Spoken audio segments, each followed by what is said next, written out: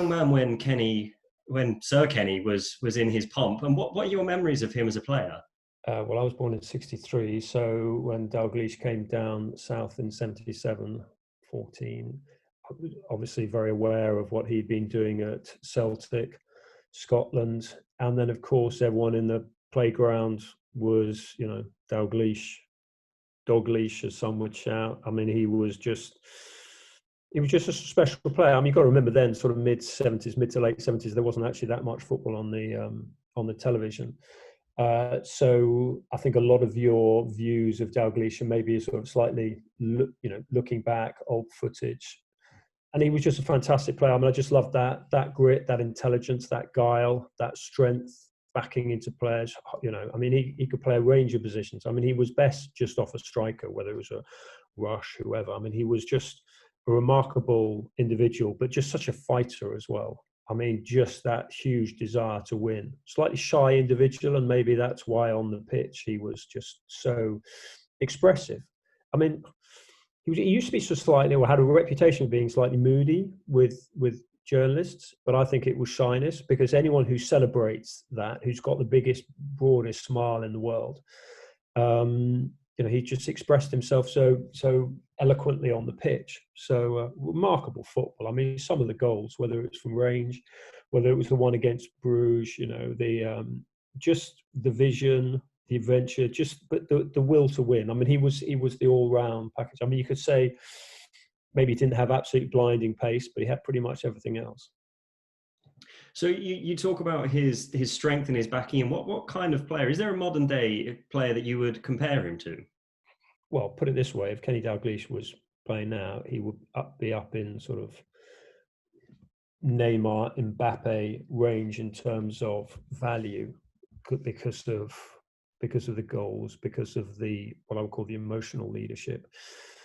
Is there a similar one? I mean, Firmino in a way, but I mean, he could do so many things. I mean, there are elements of Alan Shearer, completely different players, but Dalglish could take the ball with his back to goal. He could take an absolute kicking. And remember, in Dalglish's era, mid '70s to probably 90. I mean, he came on in their last title-winning team, didn't he? But for that sort of 15 years, I mean, forwards took an absolute battering, but he could take it. He could absolutely take it. So, I mean, look, he was a 7. He played deeper, but he had that sheer strength of mind, that ability to play with his back to goal, but deeper. And then he had that ability to turn and play through passes. I mean, I hate comparing between generations, but he could see a pass like Bergkamp could see a pass. He could see a pass like David Silva could see a pass. He had that control skill. I mean, Dalglish is Dalglish. It's very difficult to compare him with other people, because you might say, well, so-and-so's got individual strengths, but Dalglish just had so many. But ultimately, I think with him, obviously it was all the technical ability, the vision, just that strength of personality, that desire to go out and win. I mean, a little thing, I played him at table tennis once at Blackburn Rovers training ground when he was manager there. And he was just, I mean, it's a game of table tennis. It's not the Olympics. We were just filling a little bit of time. We'd had a break from doing sort of part of the book. He absolutely had to win. I have only one shot at table tennis. I'm hopeless at table tennis, but I've only got one shot, which is a backhand smash. And I noticed that he was playing it all down one side, because there was a television which was on a sort of cantilever, which came out of the wall, which was slightly cramped at the old training ground down the bottom. And so I couldn't actually play my shot. And he realised that immediately. And I was going, Kenny is just he's just wonderfully competitive. If I got something wrong in the book, like I got a typo just in a draft, he would pick up on that immediately. And that was that Hansen, Souness thing of their humour. I mean, he was the king of the wind-ups. This is why I got slightly annoyed with this media stereotyping of Kenny Dalglish as being dour.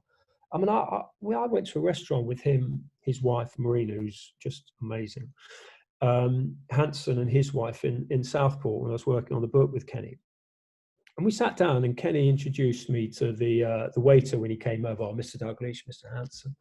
Mrs. Dalglish was handsome. Kenny introduced, he said, oh, this is Henry Winter. He's the chief restaurant critic of the Daily Telegraph. And the guy was in absolute bits. And him and Hanson, they just kept this up. And the guy was sort of dropping the soup on our laps almost. And it was just, so in the end, I said, I'm just going off to the loo or whatever. And I went into the kitchen. I said, listen, mate, I don't really care whether you know who I am or not. I'm only the football correspondent of the Telegraph, but I am not a food critic. You're fine. He relaxed, and he was fine after that. But Dalglish's wind-ups, just a brilliant, brilliant man. And I think, as people saw during Hillsborough, just the huge family man in Kenny, the huge community man, the man with a conscience, the man who would stand up even when he knew, probably only retrospectively, the pressure it was, the toll it was going to take on him. No, he's just one of the most remarkable people I think I've met. After his playing career, you mentioned Hillsborough, and that was when he was as the manager, and then he went on for his success as Blackburn. What was it about Kenny, the manager, that made him such a great? Man management skills, eye for player. I mean, he saw Shearer, he saw Sutton, he could see partnerships, he brought people in, he built that team pretty quickly. At Blackburn Rovers, obviously had recourse to Jack Walker's money, but I mean, Sutton was 5 million, which is a snip now. Shearer 3.3 million. You're building the SAS for 8 million. Okay, prices were different then, but still, he had a great eye for player. But I just think people loved Dalglish, partly players. I mean, you have to talk.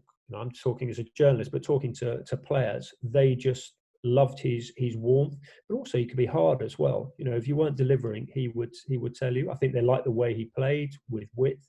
They attacked. There was a real steel to that team. I mean, some of the goals that they scored, that Shearer scored, and the way Shearer celebrated, they were echoes of Dalglish. Completely different players, 7 to a 9 and all that.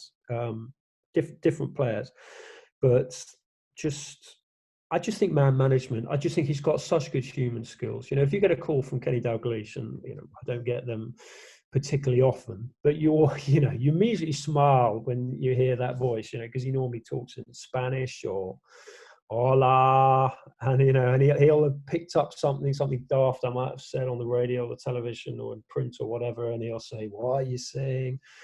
And he's one of those guys you just immediately warm to when you get to know him. Very, very, very special individual. Just little thing. I mean, you cannot underestimate the importance of Marina Dalglish. I mean, I talked when we did that first book. This is a typical Kenny. One of the chapters is obviously on his rivalry with Fergie, and which everyone knows about. It was, the Liverpool and Manchester United were going head to head. There was also a slight rivalry between the two Scots as well, wanting to sort of, excel down south, and as managers. And the publisher, very distinguished gentleman, said, "Right, Kenny, we need a big name for the forward. Who can you recommend?" Kenny immediately said, "Alec will do it." Alex, I think, because people who know Ferguson will call him Alex. Alex will do it. And he said, "Alex Ferguson, but there's a chapter in this on how the two of you fell out and the rivalry and whatever." He said, "No, Alex is as good as gold. Give him a call." So I just slightly nervously rang up. He was at the Cliff at the time, and his secretary answered, and he said, "Yes, the manager will ring you early tomorrow morning." So I set the alarm for about 6:30, because with Ferguson, you never know what's going to happen. And anyway, the phone went about 7 o'clock. I said, "Hey, you got 3 questions. I've got training soon." I'm thinking training won't be for another 3 hours. But anyway, this is typical Ferguson, sort of getting up early and getting on with the day and with life. And he said, "Right, you 3 questions." So I said, "Right, the first question is, what was Kenny Dalglish like as a player?" And he said, "Kenny Dalglish was such a good player. I'd even put him ahead of Dennis Law, Manchester United great, one of my favourite. He's just a fantastic striker." And I said, he said, "Come on, we've got training." I said, "What's your next question?" He said, what was Kenny like as a manager?" I said to him, "What was Kenny like as a manager?" And he said, "Well, listen, he's won the title, with Liverpool and with Blackburn Rovers. You've got to give him credit for that. What a remarkable achievement." And he said, come on, what's your third question?" I said, "What's Dalglish like as a person?" And he said to me, "Well, so you spent some time with him. What do you think of him?" And I said, "Well, he's got a very tight knit family unit, group of friends around him, like Hanson, but it's a really tight, small, tight-knit group.